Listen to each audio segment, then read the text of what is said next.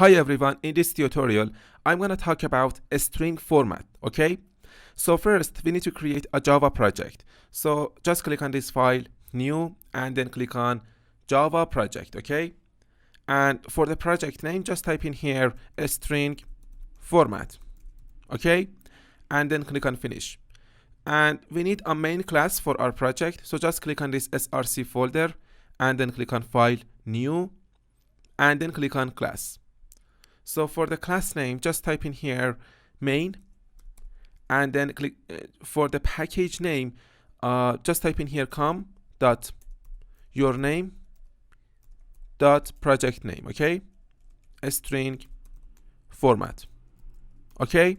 And for the modifiers, choose public, and here make sure that you check this checkbox here that says public static void main method, okay? And then click on finish. So as you can see here, our main class is now created, and then I double click on this main.java tab here in order to make this editor area wider. So now I want to talk about a string format in Java, okay? So what is string format?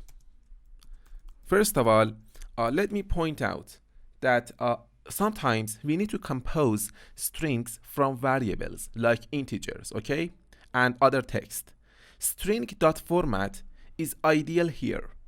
It provides a format language to which we add variables, okay? So now I'll show you more examples in order to make this concept more meaningful for you. To insert numbers, we can use the letter D format, okay? We use ordinals after the initial % symbol, starting at 1 and increasing. This indicates which argument to insert, okay? So for the integers, we use D format, okay? So now let me just type in here a string dot format, and as you can see here, we need to pass values to this method, okay? This method accepts arguments, okay? The first argument is a string that describes the desired formatting of the output. From there on, these arguments can have multiple number of arguments of any type, okay? At runtime, these arguments will be converted to string and will be printed according to the formatting instructions, okay? So now I want to show you the most basic rule that string formatting follows, okay? So as you can see here, this is the most basic rule that string formatting follows, okay? So first of all, we need to put the %sign, okay? So the %sign is a special character denoting that a formatting instruction follows. So let me repeat again. This %sign here is a special character denoting that a formatting instruction follows. And the second one is argument index, okay? Argument index, as you can see here. Argument index explicitly denoted the index of the arguments to be formatted, okay?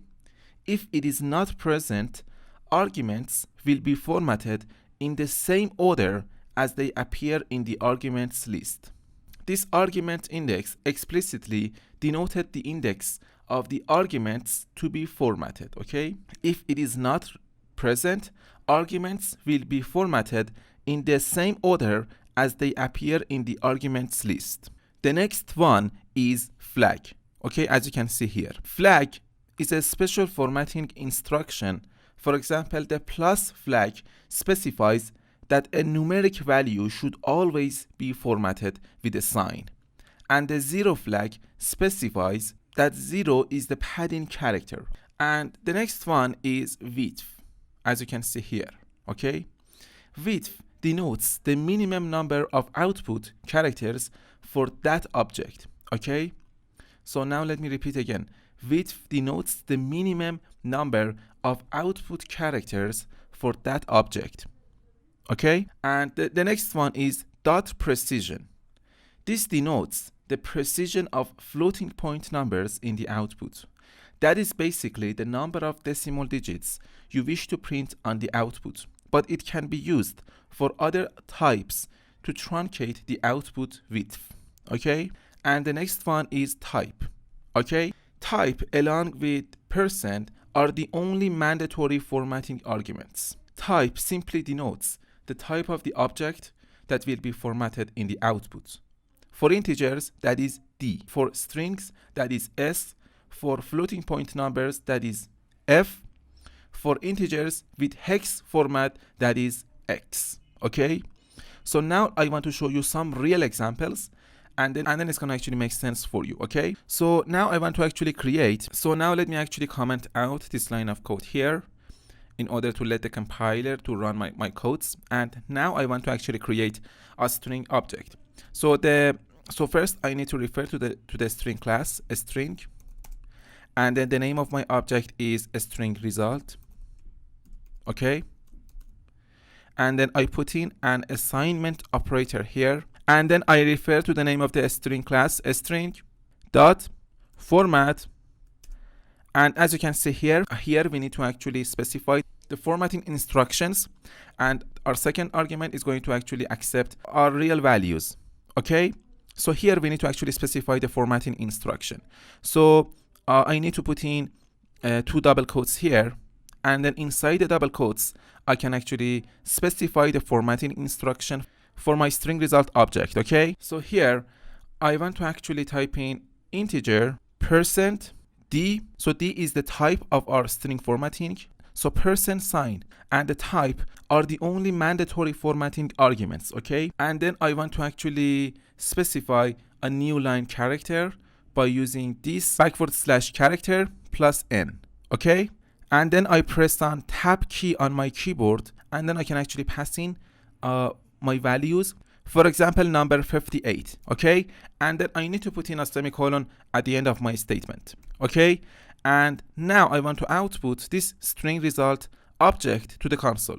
So I just need to type in here system.out.println, and then inside the parentheses I just need to refer to the name of the string result object, and then I need to put in a semicolon at the end of my statement.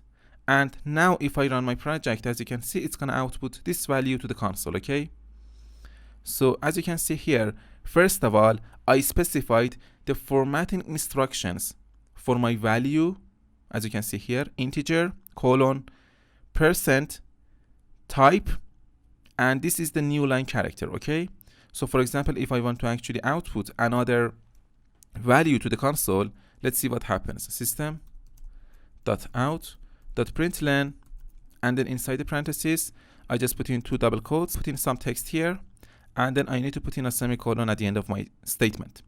And if I run my project now, as you can see, it's gonna actually put this text here, okay, below this value. Okay, but if we don't actually put this new line character here, and if I run my project now, as you can see, it's gonna put this value here. Okay, so this new line character actually puts a space between these two values. Okay, so now let me show you another example about floating point numbers.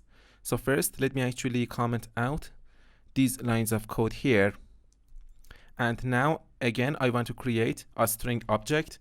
So first I need to refer to the string class, a string, and the name of the object is float string. Okay, and then we need to put in an assignment operator here, and then we need to refer to the string class, a string dot format, and here first of all we need to specify formatting instructions. Okay, for our object we need to put in 2 double quotes, and then inside the double quotes now I can specify the formatting instructions. Okay, so a floating point number with 3 decimal digits, and then I just put in a colon here, and then I put a space here, and then I can specify the formatting instruction, and then I can specify the formatting here, percent point free f /n.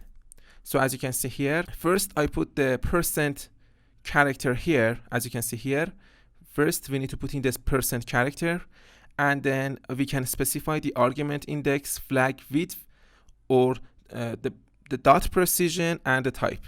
but the percent character and the type is mandatory for our formatting arguments, okay?